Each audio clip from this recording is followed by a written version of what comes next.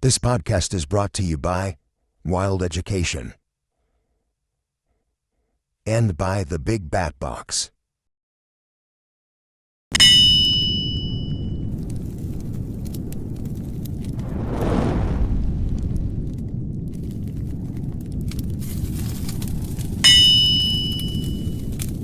Hello, everybody. Welcome to this month's Arete Podcast. I'm super excited for this one. I have Lianne with me, who is a science educator, tour guide. I know I'm messing it up because I'm bad at this, but with Wild Education, who you may have seen some of our ad spots asking you to go donate to their very worthy cause. Well, Lianne was nice enough to come and sit down and chat with me a bit tonight. So, Lianne, how are you? I'm great. How are you? Awesome. I'm doing what I love, so can't complain one bit. So let's just start rolling here. So can you tell the Arate audience what is wild education and what is it that they do? So we are a exotic pet rescue, mostly with reptiles, but we do have mammals like chinchillas, ferrets, guinea pigs, bunnies, all these different types of animals that the SPCA up here does not normally take in. So these are animals that people just they can't keep anymore. Maybe the human got sick, maybe the animal's sick and they can't afford veterinary care. Or what's happening more and more lately is people are having to move and downsize, and the rentals just they don't let you have cats and dogs, let alone a snake. So we take them in. That is that is the thing that happens. I actually ran into a breed restriction. I have to temporarily live in an apartment because my wife and I got married. I sold my house. We're getting ready to buy a new one, but she had an existing lease. And of course, they have a breed restriction against pit bulls. Yeah. So I didn't take that lying down. So she is now a registered emotional support animal because I Good. have feelings. Yeah. It's all it No took. good. Like these, I was cracking up the whole time because this company was like one step away from being like, "Have you ever felt depressed?" Like it's one step away, but under the law here, they they can't discriminate. And jokes on them because I also got out of all the pet fees. So that's what you get Oh, for trying to ban pit bulls. So there you go. I love pit bulls. So I here's the thing. I do understand. Like mhm. gonna get on my soapbox here for a second. I do understand that there are some people who have had bad experiences with dogs, and I get and bad experience is an understatement. I know that people have been attacked by dogs, but here's the thing. Like 90, almost 100% of pit bulls out there are just giant teddy bears. I have Honestly, yeah. I have never met Personally, I've never met an aggressive pit bull. I've met a couple of aggressive German shepherds, but that's honestly that was their protective instinct. But pit bulls are, if you've never met one, like you'll fall in love instantly. And thankfully I've been able to Cuddle convert. buddies. I've been able to convert many people with mine who is, I mean, she's perfect for a pit bull. She's just the sweetest thing ever. And we've changed some minds, so now she's an unofficial emissary for the pit bull community. Um, so what I'm saying is adopt a pit bull. You won't regret it. You'll I've said this after having a pit bull. I don't think I will ever not have a pit bull in my house. Very fair. They're just the greatest thing ever. So going back to what we're talking about, how did you get started with wild education? I've always loved animals, and I started getting back into learning about them. I want to say 7, 8 years ago. I was looking to go back to school, was looking at taking some ecology courses and things like that.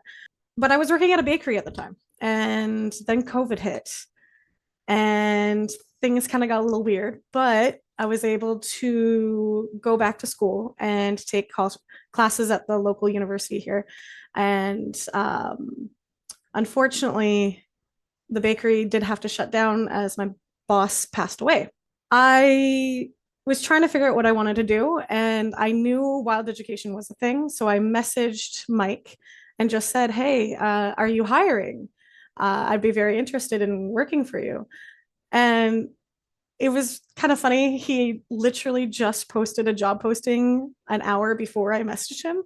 So I sent him my resume, and I went for an interview the next day and I was hired on the spot. So it was just meant to be. I was just about to say that sounds like it was meant to be. And just so that people know, where Wild Education is located in Canada, is it in Vancouver, or where is it at in Uh, Canada? just outside of Vancouver, it's a city called Langley. Okay, Langley. So that's West Coast Canada for those Yes. who are less familiar with Canadian geography than I am, which is it's not great, but I do know that Vancouver's on the West Coast. Yes. Um, But we are unfortunately trying to move, but we're hoping to stay in the general area because I go all over BC to teach kids about these animals. I drive 4 hours sometimes to get to a school, and I stay in a hotel overnight with the animals just to teach the kids about them. which actually goes into my next question is that Wild Education is currently raising funds for a new location. What's the reason behind the move and how can people help? So we have been renting for the past, I don't know how many years, and this is the third time I've had to move in 5 years. Unfortunately, a lot of the times it's been because of fear or not wanting to have the animals near these places. So we were in a place 5 years ago, and the local businesses that we were next door to, they got afraid that the snakes would get out. And I understand fears are fears, and I will never, you know, put someone down for having a fear, but they definitely weren't going to get out and hurt someone because they're not big enough. They can't hurt us. But we were forced to move then. And then a year ago, well, a year and a half ago, we had to move to our current location just because the old landlord there, he told us they were selling the property, but I think they just didn't like how busy we were and had people coming for tours all the time. I don't think he thought we were going to be very successful when we first moved in there, but we were there for 4 years.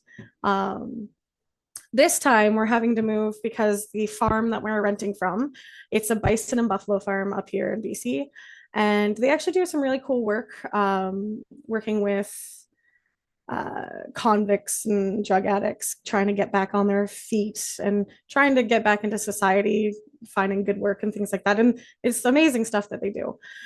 But something happened and they lost their government grant, and they needed to find new ways of earning money. And they originally were going to be building a store, a grocery store on the property, but it wasn't until about 5 years from now. And the board of directors decided to push that up. So we only have until March now. Okay, and then people can click the link in the description and they're going to see the video that you guys put out and we put out on, every couple of podcasts we put that out and ask people to check it out and donate. But link will be in the description and you'll see a video here in just a sec to see how awesome this place actually is. I'm kind of jealous because it's a haul for me. I'm in the Midwest of the United States, so it's not exactly a car ride. But it looks so awesome. Like this place is like my younger kid self would be in heaven at this place. Because when I was growing up, I really wanted to be a herpetologist, and everybody always Yes. reacted the same way. They always said, "What's a herp what?" And then you tell them, they just go, "Why?" Mm-hmm. It's like because reptiles are awesome. I'm constantly being called brave, and I'm like, but it's just a snake, it's just a lizard, or the tarantulas and the scorpions. I kind of get being called brave for those ones. Because It took I'm me a not, bit for yeah, I'm not gonna lie. I love animals, and I respect all animals' life except mosquitoes. They can go straight to hell. But I'm just kidding. But I will admit, like, I don't have a phobia of spiders, but I have zero desire. Now, I've had a tarantula on me before. I'm not crazy about it, but I wouldn't say it's an unnatural phobia, but I'm not crazy about tarantulas, but I don't hate those that love them. And I know there's a lot of people that love their tarantulas out there. So, Yes, we have a few different species in there. Absolutely amazing to work with. The first time I ever held a tarantula, it was one of our bigger ones. That was about that big around, I think. Her name is Gretchen, and Mike put her in my hands, and I was just like, "Oh, that's not that bad. That's just pipe cleaners. She just feels like pipe cleaners, and completely over the fear at that point. The scorpions took me a little bit getting used to, but now I absolutely love them. And I only handle the ones that are handleable. There are some at our rescue that are deadly to humans. Hmm. Those stay behind like 2 panels of glass. And they're rescues as well, because for some reason they're allowed to be pets here, and I don't know why. I shouldn't make that expression because here in the United States, and in certain states more than others, I'm looking at you, Texas. Um, like you can own a tiger, like that's Yeah. just a thing you can do, and it's not that hard, Hmm. and it really should be. It should be now. Like big cats like that are illegal here, but we are allowed to have servals and things like that, which there is some fight back on that right now. Hmm.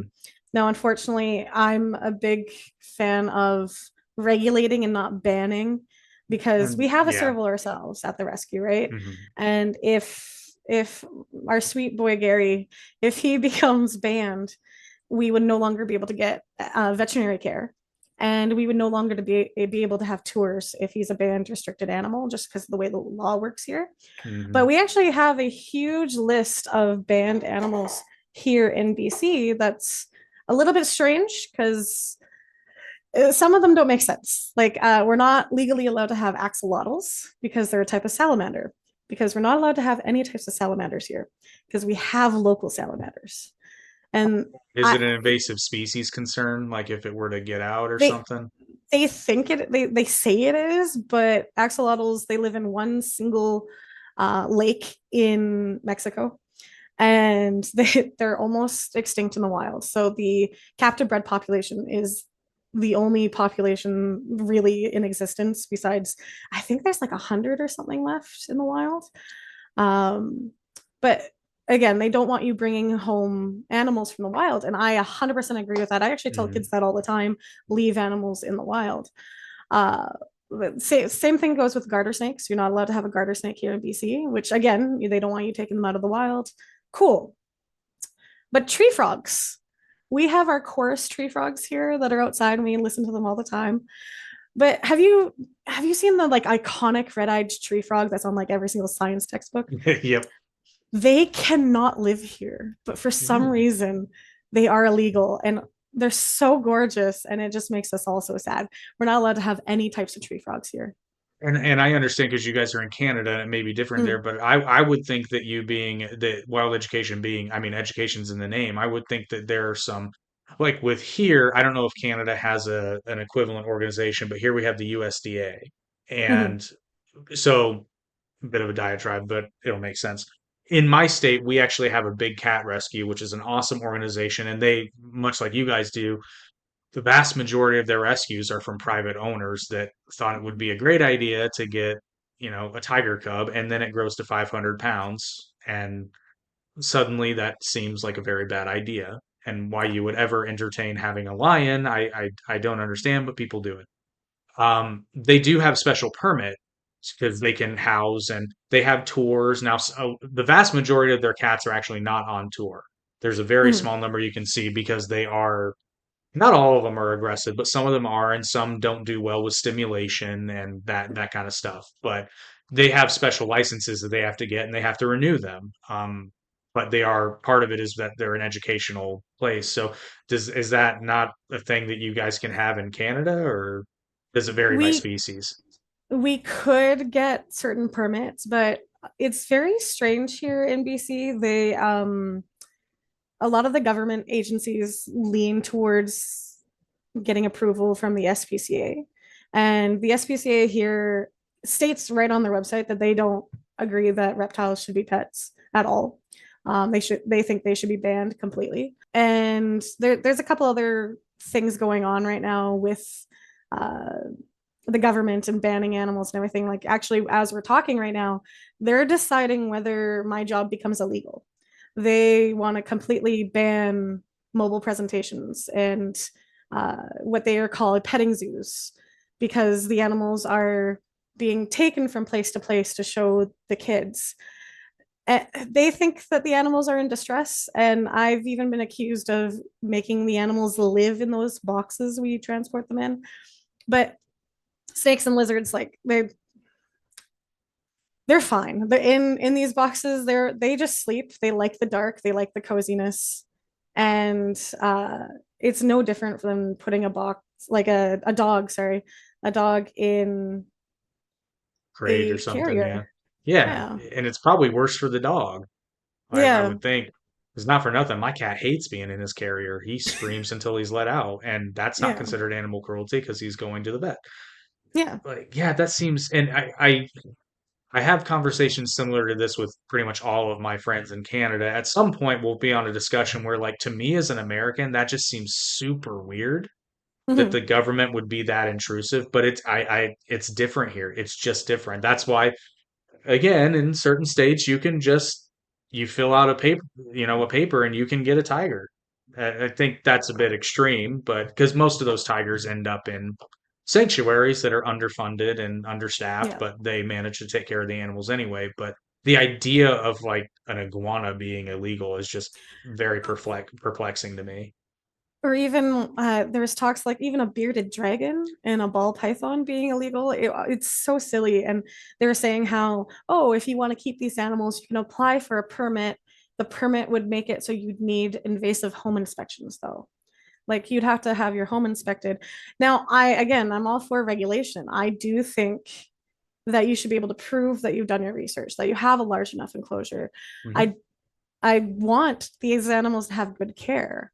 I want to see proper enclosure sizes and proper diets. But to have people have to fill out a permit that you have to pay for and have these invasive home inspections, it seems a little bit overkill.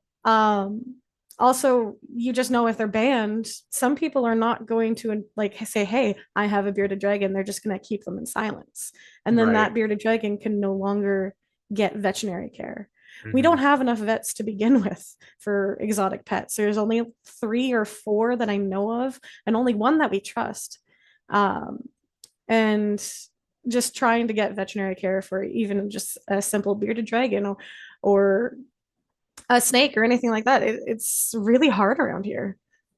It's not super easy here too, and I mean because and I'm sure it's different. I What I wanted to touch on those, I can kind of see the other side, but Mhm. just like you, I think that there's a balance because the Florida Everglades, they have a ball python problem because Oh, people get a ball python and they think, oh, great, and then it gets bigger or it becomes more of a nuisance than you think it might be. Like, yes, you have to feed them. Yes, you have to clean their enclosures. Yes, you have to take care of them because it's your responsibility, and they think it's a good idea to just let a python loose in the swamp. Turns out, they have almost no natural predators in the Florida Everglades, so mhm. the population and we have invasive fish species and just all kinds The of. goldfish are ridiculous, but I'm sorry, it is a reticulated python, not ball Oh, pythons. you're right. I'm sorry. See, you're the expert, not me. Yeah, you're right. It's It is okay. reticulated python. And iguanas are invasive. I know in Georgia that tegus are also invasive in Georgia and Florida. And I have 5 tegus at the rescue, and they're big lizards, and I can understand why people are uh, overwhelmed by them. But that is why it's important to have rescues around, so people have an option of bringing these animals to a rescue than just Yeah. letting them go into the wild. I don't even know that I would be opposed for certain ones of these animals as pets. I don't even know if I'd be opposed to something where it's like, okay, from this date on, you can't get them, but for those that have them, you're not going to lose the ability to get vet care for it, Mhm. all that, and the other. Like, you're not going to get in trouble. But from this day forward, the sale of these animals is illegal. And that's happening a lot in states, Mhm. just across the country, more and more. I'm not necessarily opposed to that, but you mentioned the axolotls a moment ago. I'm kind of torn when it comes to the tigers too, because the captive tiger population in Texas, there are more tigers in Texas than there are in Mhm. all the rest of the world combined. 100%. Yeah. And you don't want them to disappear, but you Yeah. also don't want them in Jimbo's backyard where he can get out and like a few years ago, there were a couple of big cats that got loose in Ohio because Oh, somebody jeez. didn't. And of course, and the worst part is, of course, the animals end up dead because Yeah. you're not going to wait to corner and tranquilize a tiger when there are children on the street. I get it. It's not the fault of the tiger, though. It's the fault of the person who thought they could handle a 5 to 600 pound killing machine. But, that's a story for another time. And you already mentioned this, though, but it's not just reptiles that you deal with. You said you had all manner of arachnids and servals, and I've seen other chinchillas, you said. Chinchillas. I love the chinchillas so much. Chinchillas are one of our most popular mammals. I do bring them to almost every single birthday party. A few of them we actually have hand raised. So well, I say hand raised, but I, their mom was brought to the rescue and she was pregnant. And chinchillas are born with their eyes open, fully ready to run around and play.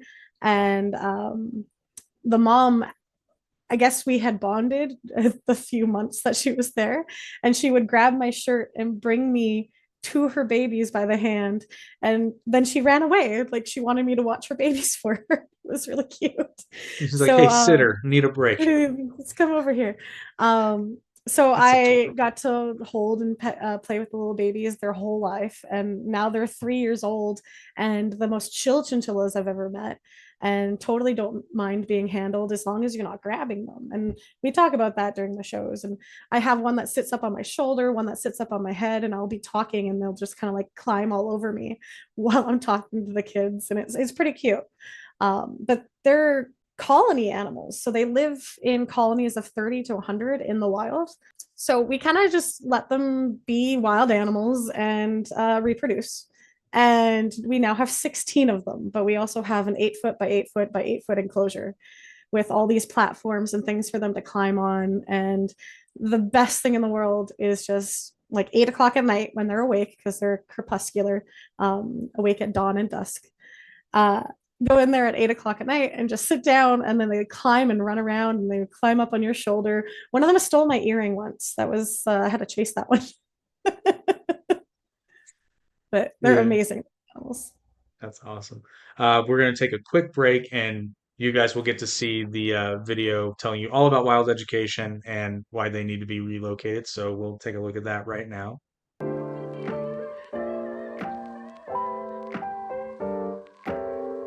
In Langley, British Columbia, lives one of Western Canada's best kept secrets. We are Wild Education, Western Canada's largest reptile and small exotic animal rescue. And right now, we're launching our most urgent fundraiser ever. Less than 1 year ago, we opened the doors to our brand new education center, a space we poured all of our savings into building. But due to changes in land development, we found out we only have 9 months to find a new place and move out. This will be the third time in 5 years we've been forced to relocate, and this time we simply don't have the funds to do it again.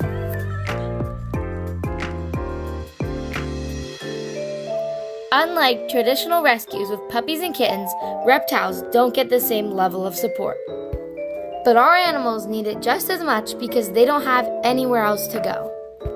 That's why we're asking for your help now. Last year alone, we took in 153 animals, including reptiles, amphibians, and furry exotics like chinchillas, sugar gliders, ferrets, and even hedgehogs. Many came to us sick, injured, abandoned, or surrendered by families who could no longer care for them due to the rising cost of living.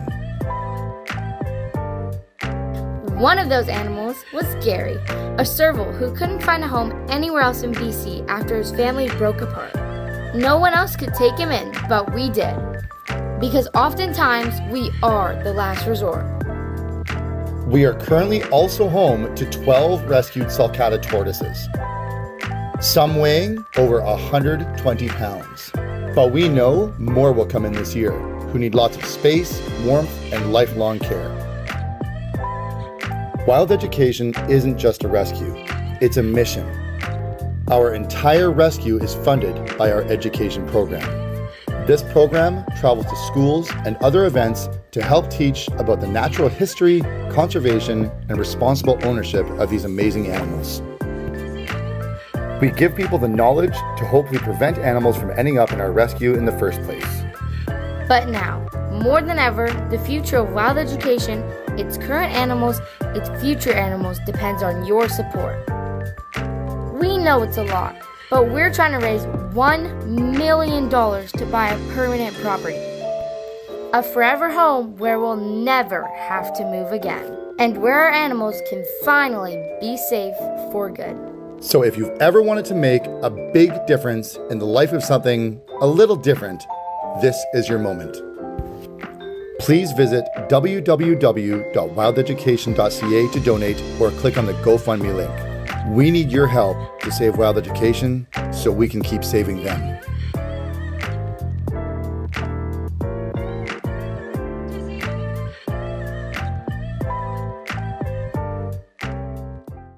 Alrighty, so like I said, you can click the link after you're done watching this and learning all about these awesome animals that they rescue and help out. But going back to the interview, what are some of the biggest misconceptions about some of the animals that you have? You've already touched on some, but what are some big ones that just... The one that gets me the most is the one that circulates online a lot of a friend of a cousin of mine had a snake that was sizing them up in their bed and was gonna eat them. Snakes don't size up their food. They're ambush predators. If they had to lie next to their food to see if they're the same like size or if the prey was large enough or small enough for them to eat, they would never eat. They do not size up their food. Now, if they bit something and squeezed it like a constrictor would and it was too big, they would just leave it. And that's when things like vultures and other animals come into play. But they're not going to size you up. They want to be on us because we're warm. And that is pretty much it. They're just like, oh, warm tree. I'm going to sit on the warm tree. And that's pretty much it. Snakes, when you're holding them and you're standing, they, again, think you're a tree and they don't want to fall off of a tree. So they're not trying to hurt us, but sometimes they hold on to the tree too tightly around a vulnerable place. And that's why you never handle a large snake by yourself. Like there's just safety precautions you do. If I'm handling a large 8-foot to 10-foot long snake, I'm going to have someone with me just for safety. But yeah, they're not purposely trying to hurt us. Not the snakes I work with anyways. There's obviously venomous snakes that I do not handle. Like I know you probably know like the cottonmouths. Everyone says they're trying to chase them. Oh, I'm being chased by a cottonmouth. They're not trying to chase you. And it's probably not a cottonmouth. It's probably a water snake. But yeah, they're not trying to eat or hurt humans. That is probably the biggest one. No, that's so unbelievable. It's particularly in North America. Across the world, Yeah. they have different snakes, but Yeah. here especially. However, it's something that I've never understood is why people get venomous snakes and then handle them. No. That's just it's just not a good idea. There No. used to be a show on Animal Planet called Fatal Attractions, and it was all these stories about people getting exotic pets and then, well, dying because they did stupid things. And one woman, I'm sad that she died, but like I don't know why you would do something so dumb. She owned a gaboon viper, Oh, and she would let it roam free while she cleaned its enclosure. that's just no, that's unsafe practices 101 right there. Nope. I have been not I haven't had hands-on training for it yet, but I have been taught what to do when I'm around venomous snakes. So we do have rattlesnakes here. No. Absolutely. I also really don't like how many influencers have venomous snakes. I know there is one YouTuber who lost like half of his hand or a couple of his fingers because he got bit recently. Having hot species or venomous species is just not something I think we should be doing unless you're a scientist and doing venom extraction and making anti-venom. That is the only reason why I think we should have venomous as in captivity. 100% agree there. And even it extends to all animals, especially anything big or anything that can actually cause you physical harm. There is a place in Mexico, and I'm not going to name drop them, but you've probably seen their videos. They're pretty active on social media. This man is going to die eventually. It's going to happen. He gets into enclosures with multiple big cats, and it's going to happen. Like it's going to happen one day, and everybody's going to be shocked, and I won't be. Just please, please stop doing it. Stop. Mhm. I'm not saying you don't have to get rid of the cats. You don't have to close your place. Just stop getting in there with them, please. This is not. Be safe. This is an animal that will really, really seriously injure you by accident. Mhm. They don't necessarily like they're very, very capable of it. So just let's not handle dangerous animals. Yeah. Like even as I said earlier, I have tarantulas and scorpions, but there is no such thing as a deadly to humans tarantula. All tarantulas, the most venomous one probably feels like a wasp sting, unless you're allergic, which you can be allergic to their venom just like bees. And then the only scorpions I handle are the Asian forest scorpions, and their sting is a bee sting, and they don't sting on a regular basis. Like I'll hold one and it just sits there, and it's like, oh, where am I? What is this? They're not going to sting you unless you try to squish them. And again, the same with the tarantulas. They're not going to bite unless you try to squish them. And their venom just it doesn't affect humans. Um, but I would. That's why we don't handle or look at even the uh, we have death stalkers, and those are very venomous scorpions, and they're behind multiple layers of glass. And the only reason why we have them is because they were someone's pet, and he was just getting older and couldn't keep his collection anymore. So he brought his collection to us. And that was two of them were death stalker scorpions, and one of them was a fat tail scorpion, both of which could put you in the hospital.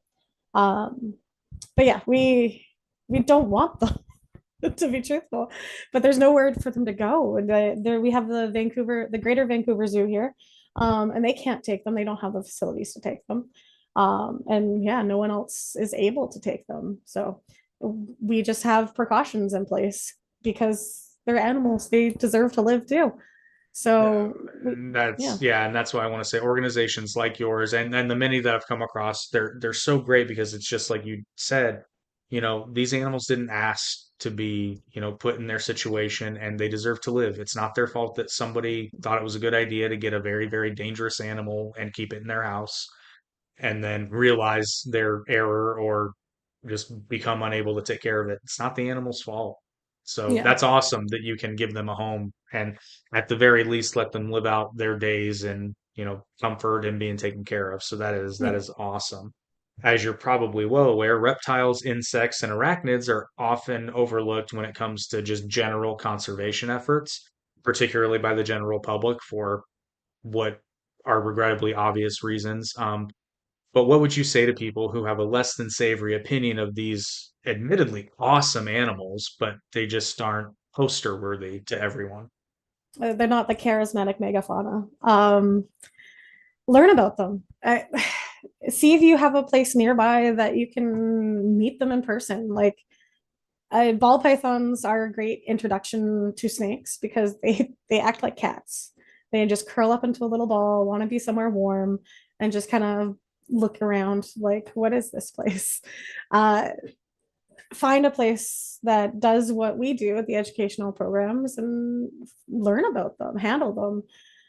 Face your fears. There's no better way of getting over a fear than facing them. I've had quite a few people actually be terrified to tarantulas when they came in or terrified of snakes when they came in, and they're leaving saying, I have a new appreciation of them. What I absolutely hate is when we go onto social media and all we see are I follow a lot of snake places or snake pages on socials, and so many comments are just the only good snake is a dead snake, or I purposely kill them with my car or truck, or I hit them with my rake, and it's devastating to hear because they're usually talking about like a harmless garter snake or a corn snake or something. Even if it was a venomous snake, that's still horrible because they have their place in the ecosystem. Well, I was gonna Uh, say you want garter snakes to be around. yeah. Like The they're very good. Very good the for amount the of ecosystem. The amount of people who call us being like, "You got to help me. There's snakes in my garden. I want them gone." And I'm like, "Well, is it a garter snake?" And they go, "Yeah." Well, or I don't know. Here's a picture, and yeah, it's a garter snake. Are you sure you want that gone? It's in your garden right now. It's probably eating all your slugs. And I explain how they're harmless to humans and that they're just probably eating pests in your garden, and they're not going to disturb you if you don't disturb them, kind of thing. And half the time they usually go, "Oh, okay, maybe I do want them to stay around." The other Hmm. half, they kind of say, "Okay, well, maybe it can stay, but I still don't like it," kind of thing. Yeah, I have the same conversation with so many people when it comes to bats. Oh God, I Like, love bats. I love that. When I see a bat near wherever I live, I'm psyched because Yes. and I have to tell people, I was like, first of all, like bats are adorable. They're awesome. And if you dislike mosquitoes, which is like Mhm. basically every human on the planet, bats are very good friends of yours. They're, Yes. and to my knowledge, other than the which a disease carrying bat is possible, but it's not common. As far as I'm aware, there are no inherently dangerous to human bats in North America. No, other than the rabies issue and things like that, no. And that is actually the one reason why I do not work with bats. I do not want the rabies vaccine. To work with them, you have to be vaccinated, and it is the most painful vaccine you can I've get. heard, I've heard. Um, and when I first told my doctor, "Hey, I'm working with animals. I want to make sure I'm up on my tetanus," he just looked at me like, "Do you need your rabies vaccine?" I'm like, "No, I'm working with lizards. I'm good. Don't worry about it." Lizards cannot get it. But Very yeah, good. I absolutely love bats, and I encourage a lot of people to get bat boxes into their yards, because if you can encourage a colony or even just a few bats to live in your yard, you have pest control and no more mosquitoes if there's bats around. It is so funny you mentioned bat boxes because I was going to cleverly segue into the next sponsorship segment, but we are actually, this podcast is also going to be sponsored by Big Bat Box Company. So might as well just go into it now. Yes, absolutely get a bat box. I've had bat boxes in older homes. I'm going to get one in my new home. But what's awesome about this company is they have a lot of designs that are actually look decorative, but they're perfect for bats. Put it up nice and high. You'll have built-in organic pest control, but they also have owl boxes and bee boxes, which don't put them next to each other, but you can you can absolutely, the bee boxes in particular, trust me, you want bees. You want Mhm. bees around. Without the bees, there's a lot of things that you love that you will not have. We need the bees. So that little box, it's, you know, maybe 18 inches by 18 inches at the biggest, but that's a home for Mhm. a colony of bees. That's a home for bats that will eat all those pesky mosquitoes that bother you in the evening, especially if you live near still water. You're going to want it. Mhm. Hardcore. You're definitely going to want it. Also, stop harassing dragonflies. You want them too. Did you know if you put like a fake dragonfly like clipped onto your bag and it kind of hovers above you while you're hiking, the mosquitoes stay away from you? I did know that I because love it. for those who don't know, dragonflies eat mosquitoes and mosquito larvae. And yes, they can successfully hunt a mosquito mid-flight, and their Mhm. their hunting success rate is something, was it like Nine, 98%? yeah, 97.6 or something It's crazy. they're I think I saw a video or article that said they were the most successful predator on planet Earth, Mhm. and Yeah, they're the they're most awesome. the most successful predator on Earth, and then the most successful mammal is that like black-footed cat or something. Yeah, the Like one that's very cat. close. Yeah, the one that's very close to the domestic cat Yeah. in appearance only. That thing's a beast. Yeah, I think its rate is like 40%. So to show the difference between percentage of catch rate, it's crazy. 40%'s amazing though. Yeah. Yeah, that's an amazing success rate. But yeah, so visit Big Bat Box. The link is in the description and get yours today. It's a wonderful, wonderful, wonderful thing to get.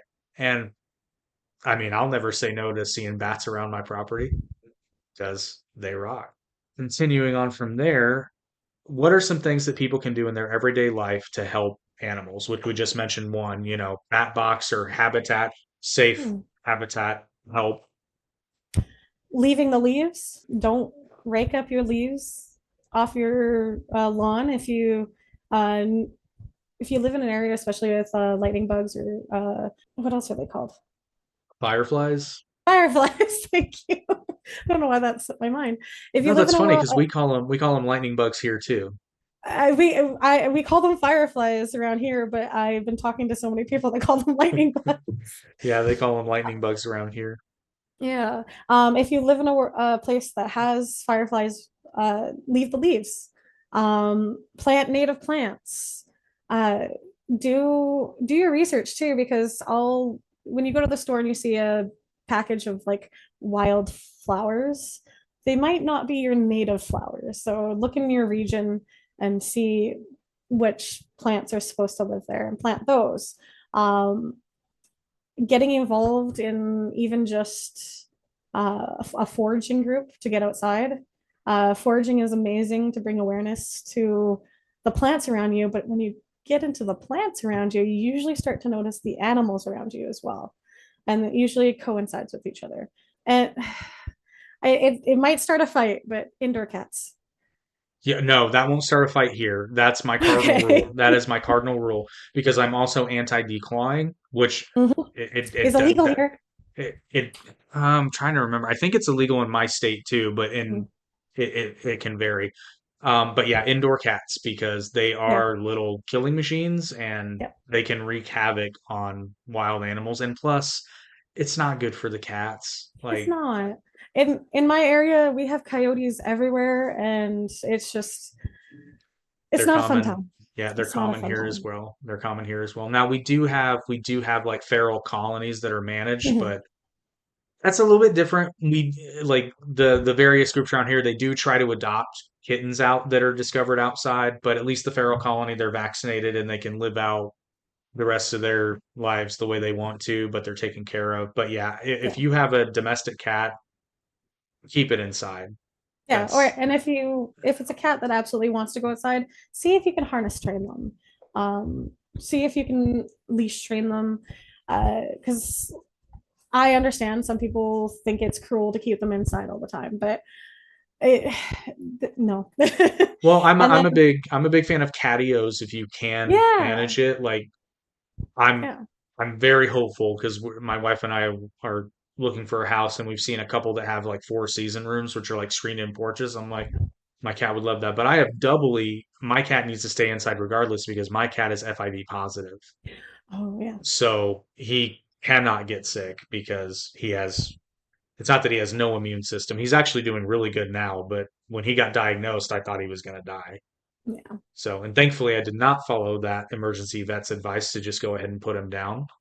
Oh gosh. Oh yeah. Yeah, that wasn't happening. Because I literally told her, I just looked at her. It wasn't so much that she said it, it was the way she said it. You know what I mean? Like it was so matter of fact. And I just looked at her. I said, "Give me the antibiotics. If he's dying, he's going to die at home. Yeah. He's 100%. not going to die here, you know." But anyway, he's doing great now. And Good. but yeah, he's funny because he always wants to go outside, but then he's darted outside a couple of times, but then he just freezes and panics and comes right. Yeah, I have two cats and they were street cats. One of them has a giant scar all the way down her back. And so something obviously happened because she's terrified of humans and everything. So this is just where she lives now. She doesn't cuddle, she doesn't really do anything. She meows at me very, very infrequently. Um, but the other one is just a cuddle monster. And but they're bonded. So I Mhm. had to get both. It's always Um, funny. I've noticed a trend whenever particularly with cats that were outdoors, and if somebody has two of them, there's always a cuddle bug, and then there's always one that never quite acclimates. Like they stick around because they want to get fed and they like it, but they kind of keep to themselves. But with the other cat, it's that social dynamic must be a cat thing because oh yeah. it always seems to be the case when Yeah. that happens. At one point in my cat's life, he lived outside too, because I don't know if it's the same there, but here, when you have a cat in a managed colony, they tip the ear. Yeah. Yeah, so he's got that. So at some point he lived outside, but Mhm. I actually adopted him when his current caretaker had actually died. Um, Oh, so he was temporarily fostered, and I was like, yeah, I'll take him. Because I thought he just had a rough life because he didn't have a tail. What I didn't know is that he's a Manx cat, which for those who don't know, Manx cats just don't have tails. It's just a quirk of the yeah. breed. They might have a little nub there. The most you'll see is like it looks kind of like a bobcat. It's like a little bob, but he doesn't have anything. So I thought he lost his tail. He matches our Gary, our serval. Oh, Gary lost his tail. Yeah, he due to some health issues, he had his tail uh taken off. Oh, that's a bummer. And then Yeah.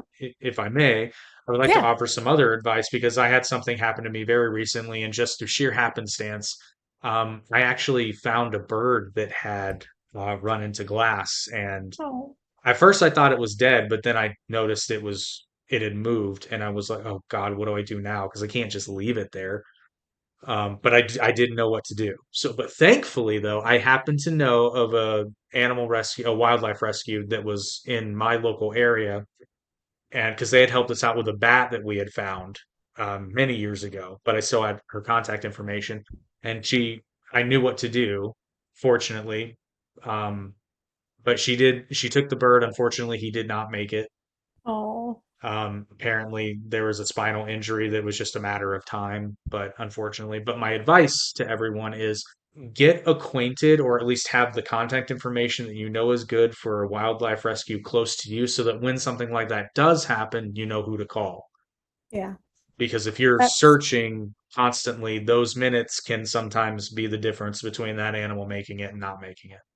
100%. That's actually animals getting hurt is the reason why I have a towel in my car at all times because you never know. I have a snake hook, a towel, a pillowcase because you put snakes in pillowcases, and couple other different things just in case I'm out on the road and either I get a call about a rescue or if I see an injured animal, which has happened because we have opossums here and they get hit by cars a lot. And sometimes they're moms and they have little babies and you gotta rescue those little babies. Also, Um, people, you got to stop hating on the possums. yeah, I know opossums are they're ugly cute. They're They're- they're but again, that's an animal you want around. exactly. They eat a lot of pests and they cannot get rabies. They cannot. Yeah, it's a whole thing. The worst thing one might do is kind of just and they can't help it. They always look like that. Yeah, yeah, It's not their thing. But every time I see a possum, I tip the invisible hat to them because yeah, possums are awesome. Well, it's like you said, I think yeah, just learn. yeah. Just learn, because the more you know, the more you can even in really, really small ways, just you can help. You can help even the tiniest of your furry, winged, or feathered friends. Yeah. Or scaled. Can't forget the scales.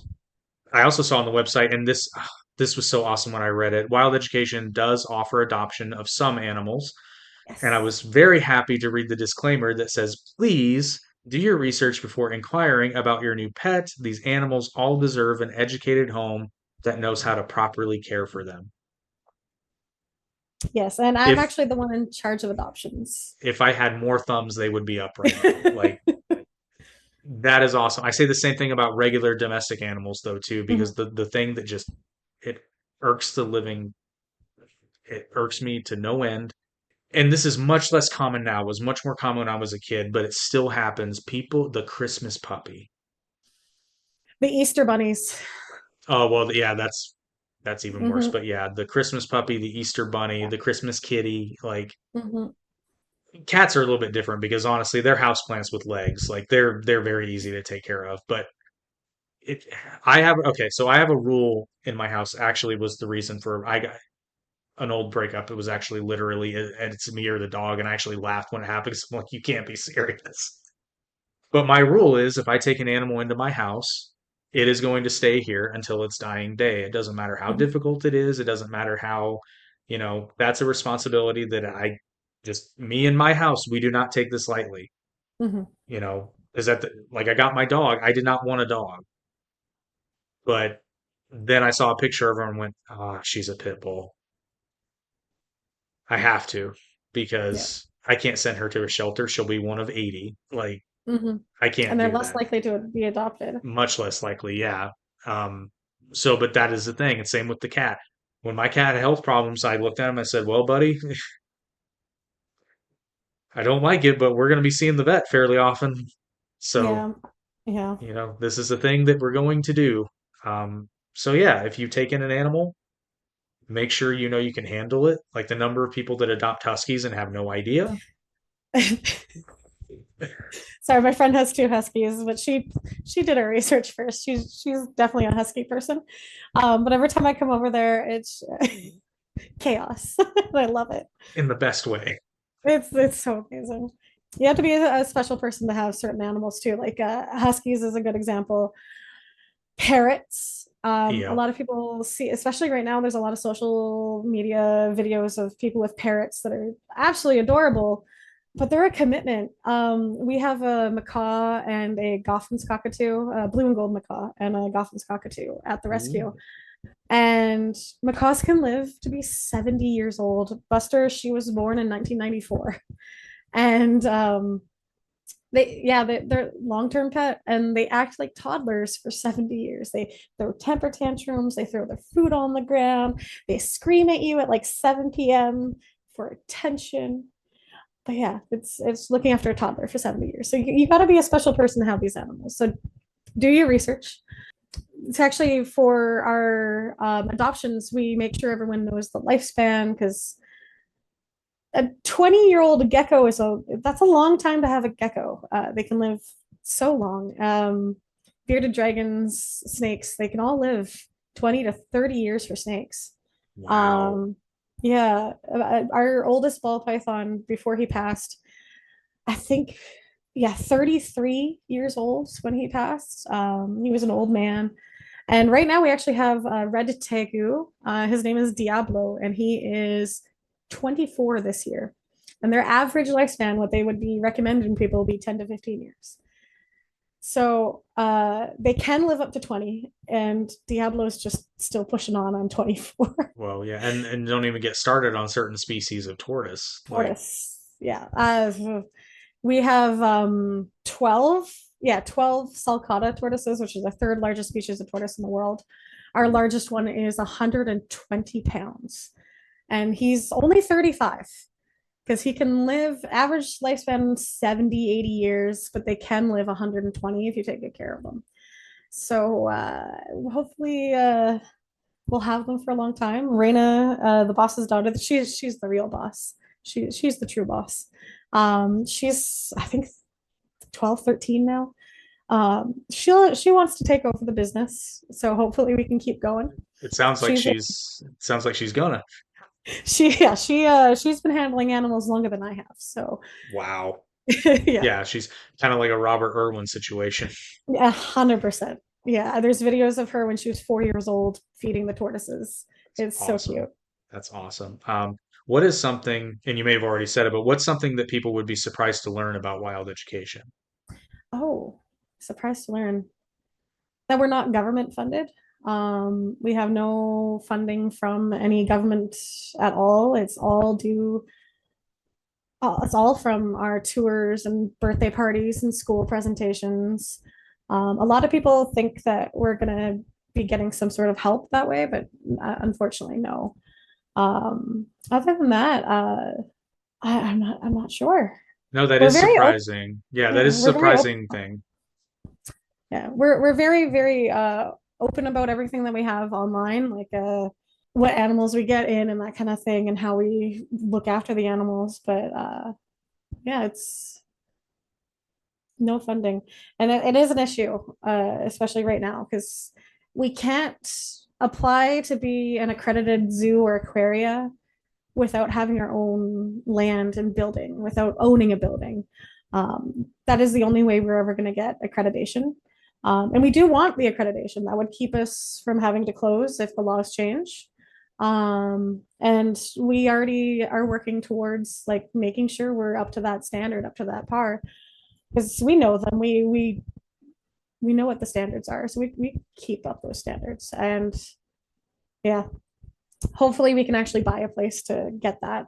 Other than that, it's just we wish everyone had bigger enclosures. If you do research online, there's certain old facts that pop up that say, oh, you just need a 3 foot long enclosure for this 2.5 foot long lizard, bearded dragons. But the more research is being done, we're realizing, oh, that's not good enough. It needs to be bigger. Let's raise that minimum size enclosure. When we're doing adoptions, the minimum size enclosure is actually larger than what it will say online. We want that larger enclosure size. We advise a 6 foot long enclosure for even a bearded dragon. We will go down to 4x2x2 if that's the only option they have, because honestly, it's really hard to find really large enclosures. You have to build them yourself. But we also have the caveat of, can you give it floor time? Are you going to have it be able to roam around and stretch their legs and run? Yeah, another thing that really burrs me to no end is whenever I'm in a pet store of any kind and I see the beta fish that are for sale Oh, yeah. and just those tiny. I have a private little goal of having just a giant way, which is actually a very bad idea because they're often aggressive against each other. They are. So there's not a way to have just a giant tank of beta together because it's not going to work. But I would love to It just have would be nice. yeah, it would be awesome. But unfortunately, because of their propensity for violence against one another, it's not a great idea. But I Yeah. would love to rescue all the betas somehow, some way. Yeah. Maybe one day. I had a beta growing up. I remember. Back then though, it wasn't well known how to take care of them. So looking back, I'm like, I wish I had access to the internet because I did not have the internet back then. I agree. Well, the other problem is because I've had a few betas. I actually have it's a combo aquarium water garden on top, and betas are great for those. Betas Yes. are awesome for those. But the problem is a lot of times when you buy a beta from a pet store, like they often have underlying issues already, Mhm. and they'll just randomly get sick, and you don't know what to do because you know, and they Can't take just them to the vet. yeah, and they just die, and it's really Yeah. sad. So I haven't had one for a while because I keep moving. But yeah, I feel it's something that I want to get because I still have the aquarium. It's something I still want to do. yeah. But now we get to the fun questions. I've only got a couple, and I appreciate your time and thank you for coming on. But these are just to have some levity here at the end. The first and very unfair question is, what's your favorite animal? Oh God. Oh no, favorite child almost. Like animal I look after or animal No, like memorized? species. Well, both species and if you Okay. feel comfortable answering your favorite from, but we don't have to. Oh man, I absolutely I remember loving cheetahs growing up, and I think they're absolutely amazing. So maybe animal like in the world, maybe cheetah. But I don't know. I love all animals. I love learning about them, so it's kind of hard to choose. Yeah. Animals I work with, I have a very fond appreciation of a certain species called carpet pythons. We have a few of them, and I just absolutely love watching them just crawl and move. But on the other side, I also have a tegu. His name is Galaxy, and he is the cuddliest guy. He just snuggles right on you, buries his head into your neck, and just wants all the snuggles and hugs, and it's so cute. But he had a hard life. He has burns all down his back from the heating light being too close. He has metabolic bone disease for not getting enough vitamins and well, calcium and vitamin D. And he can never get better. You can't really cure metabolic bone disease, but he's just this sweetest little thing. And every time I bring him out, it's just he's my boy. Oh God, that's well. I'm glad that he's there, but that is Yeah. too many He, sad. to my knowledge, he got removed from his home by like a cousin or a family member that was of the person who owned him, because they saw what was happening and that he wasn't getting the best care. And it took a few people to get him to us because he was a ferry ride away. But he came to us, but unfortunately, because he changed so many hands, we didn't actually get his actual name that they named him before, or his age, or much of his diet. We were only told that the only thing he was eating was ground turkey or ground meat, which isn't bad for them. It's part of their natural diet, but they're also supposed to be having vegetables. And they do need to eat rats because they need to ingest the bones for the calcium. And if you're just feeding like ground up turkey, you have to add the calcium into their diet, and they need UVB and UVA light to absorb that calcium, or vitamin D. So the poor guy, he came to us, and the scars on his back, we had to put lotion on him to help him heal. And that's why you got the name Galaxy, though, because he does look like this little pretty galaxy on his back because of all the little white marks. But yeah, sad story. But unfortunately, a couple of our animals have some pretty sad stories. Yeah, I've heard far too many, but I'll never not hear one because at least they're at a rescue. Yeah. Now, is there an animal at at Wild Education that's just a giant troublemaker, but you love them anyway? This is a little bit silly, but the very first animal I thought of is Gaga the tortoise. Gaga is actually one of our newest surrenders. He is a sulcata tortoise, and to my knowledge, was kept in a dog crate in an apartment for their whole life. He's a little smaller than they should be for his age, but he's a menace. Every single time I go into their enclosure, he chases me back and forth. It's like the slowest game of tag, just back and forth across the enclosure. I'm trying to scoop out the poop and clean it and just give them their food and everything, and just chasing, just following me, trying to eat my shoes the entire time. What what is it about animal people? Like we love it when animals just like abuse us. Like whenever my cat is Right? just being super sassy, I'm just like, I love you. Yeah, like, oh, okay, Gaga, just don't eat my toes, please. It's part of the reason we don't wear sandals. It's because we know Gaga will eat our feet. This is a good practice. Spiders in the house. I think I know the answer to this, but I have to ask. Spiders in the house, trap and release or kill? Neither, I leave them. But that's because most house Also, spiders. also an answer that it depends on the spider. Like Exactly. if I find a wolf spider in the house, I will catch it and release it. But Yes. if I see just a little house spider up in the corner, Most little teeny tiny house spiders that we see cannot live outside. yes, that's true. Yeah. They're actually a species called house spiders, and they can't live outside. So I'm just like, okay, you can catch the flies. That's fine. Yeah. As long as you're not in my shower. Oh my gosh, I hate it. I I've absolutely had hate it. them. I know, I hate it when I find one in the shower because it's like I don't want you to die, but you keep coming down Yeah. into the water. Like just go up. Just go I've up. I've also had them land on me while having a shower, and I wear contacts. So if I don't have my contacts in, I'm just like, what is landing on me? What is that? It is fun because again, the more you learn, like I know that those house spiders are complete. It Yeah. can't do anything to me, so it's Yeah. nothing. I'll just be like, oh no, it's just a little spider. It's just a It's little like, guy. especially jumping spiders. I love jumpers. Those are awesome. What I for the longest time I didn't know anything about them, and I would kind of like stay away from them. But after learning about them, I'm like I leave jumping spiders be because Yeah. again, you I want them.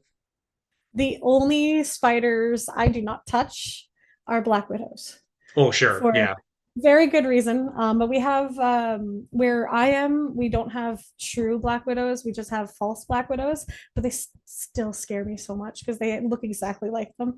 yeah. So it's the only spider that startles me and scares me, and I get rid of those. But if we go out more inland, we call it the Okanagan here. It's more dry because where I am, we're in a rainforest. This is a rainforest. This part of BC. Oh really? Um, yeah, it's called the Great Bear Rainforest. That's also why a lot of people call Vancouver Raincouver because it rains a lot. But if we go on the other side of the mountains, it's very dry. And while you're driving through the mountains, it's so interesting because you can actually see like the line of trees where it becomes from rainforest scrubland. And but if you go out there, that's where the rattlesnakes are. That's where the we actually have cacti that live out here. There are the black widows. And I'm like, maybe I'll just stay on this side of the mountains. Yeah, there black widows here because I live in Indiana. They're not common here, but there are sightings here and there. But the further south you go, the more common Yeah, my they boss are. actually was helping someone because they got a shipment of pumpkins, and Ah, hmm. they found, I think, 7 black widows in 10 10 boxes, Oh my goodness. crates of pumpkins. Yeah. They had to go through every single crate because it's for a grocery store. They didn't want anyone to get stung or sorry, Hmm. bit. So yeah, he helped them go through it all. That's incredible. I'm just looking over. There's a little jumper right on my wall over there. Aw. We were just talking about him. That's so funny. Um, you do you. Yeah, the big, which even then they're not super duper common, but they're way more common than black widows here, are the brown recluses. Those are the Yes. baddies. Those are the bad ones here. Those are the ones that again I will not. I'm not going to release that thing. I'm not risking it. Yeah. That's very, very fair. I don't know if I've ever seen a brown recluse. I'll have to actually look up to see if they're here. I'm not very versed in spiders of the area except for the ones I They deal get with. So, they get here. They get very often. They're confused for wolf spiders, which again, if you look by a side by side picture, you're like, how can you yeah. confuse that? But again, I see, and most people are just inherently afraid of spiders anyway. Yeah. I've only actually seen one brown recluse in my life, like in person. Um, but yeah, I don't mess with those. But wolf spiders, I will let you do you, like Yeah. you do your Meanwhile, thing. my family in Australia is just laughing. To be fair, Bjorn from the Goosebumps Brew podcast, like yeah. Like Yep. how there are people like the huntsman spiders, which are harmless to humans, but like Hmm. they're massive, Hmm. and they're just like, oh, it's just like a dog, you know? They're not bothering me. It's like there's a line. Now I get it, but there's a line. Fair. I have cousins that live just outside of Sydney, and they're just like, "Oh, yeah, no, what you do is really cool." And they're like, "Oh, but those spiders are nothing. Those spiders Yeah. are nothing." To be fair, the spiders, well, just the wildlife in Australia in general is like, Very different. yeah, it's a different world out there. But speaking Oh, of Australia, the final fun question for you: yeah. Are you pulling for Robert Irwin on this season of Dancing with the Stars? Of course, of course. I've been following him for years, and it's so fun to see him. And I keep seeing the videos pop up on my feed, and I'm just like, yes, this is awesome. And his sister didn't Bindi win like I 7 years? I think so. I don't know if she won. I know she was on it, and She was it's on it, yeah. yeah, it was so Yeah. funny. I actually messaged my friend Justin, who actually got us together, Yes. um, for connected to this for this, and I actually texted him. I said, I have never once in my entire life ever cared about Dancing with the Stars, but the minute I saw Robert Irwin on there, I was just like, Mhm. if he doesn't win, we riot. Same. Yep. Same. I was following him on Instagram for a long time because I actually love his photography. He's And very good. yeah. And every once in a while he posts videos of species that I work with.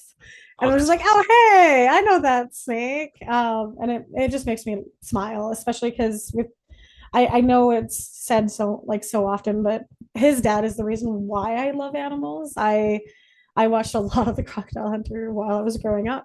Oh, for And sure. Like I was just about to say, I grew up watching Steve yeah, Irwin. exactly.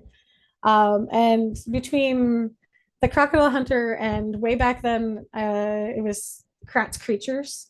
Oh yeah, Uh, the Kratt brothers. Yeah. the Pratt Brothers, those were the shows that I grew up on. I watched constantly these animal shows. Now in Canada, we don't have Animal Planet, but I um I went down to the States a lot every summer. I would be in Washington all the time. And so I watched a lot of Animal Planet too. And it's something that stuck with me. So yeah. Yeah, My it's dream is to get to the Australia Zoo one day. ooh, that's a good goal. That's a very good goal to Yeah. have. But yeah, I I get Jess and I have had this conversation on various other podcasts, probably like at least half a dozen times, but I always say the same thing. It's like whenever I see Robert Irwin doing what he's doing, it's just like it's so awesome. Mhm. And I mean, he's the spitting image of his dad. Like He really is, and you just know like you can see so much of his dad in him. And it's so amazing to see because and I know how hard it must be for him growing up being compared to his dad all the time or being told about his dad all the time. yeah. Because I could see that being very hard. Um, but you can see so much of him in him. All I know is that if if Steve saw what was going down with he'd be so Yeah, stoked to see it. I especially think like Dancing on the Stars and all that. Oh wow. yeah. Well, I think honestly think the only way that situation would be better is if you got to watch those two doing it together. I Yes, think that's the yes, only way it could be better. And I remember I saw a video somebody posted. I think Robert actually posted it, but somebody posted it. They did a side by side comparison of Steve and Robert doing the feeding the crocodile bit, yeah, and it was almost verbatim the same. Like it's exactly. so awesome. Robert Irwin, you're gonna win it. I know it. You have to. And even if you don't win it, it's okay because Yeah. you're awesome. What you're doing is awesome. Well, that is all I've got for you tonight, Leanne. Like I said, if anybody has questions about wild education, they can check out the website and please donate to the cause because without your help, well, they need your help. Yeah. Be nice to animals, help the animals, help out locally because I guarantee you there's some sort of rescue or organization near you. But after wild education gets their permanent home. And if you are in the States, check out USARK.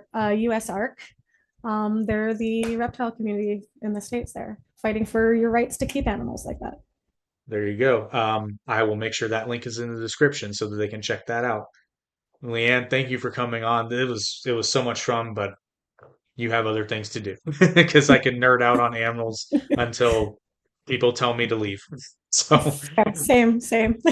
yeah. But thank you for coming on. Like I said, all the information is down in the description. Thanks for enjoying this episode of the Arete Podcast. If you haven't already, please like, share, and subscribe, and we will see you guys in the next episode.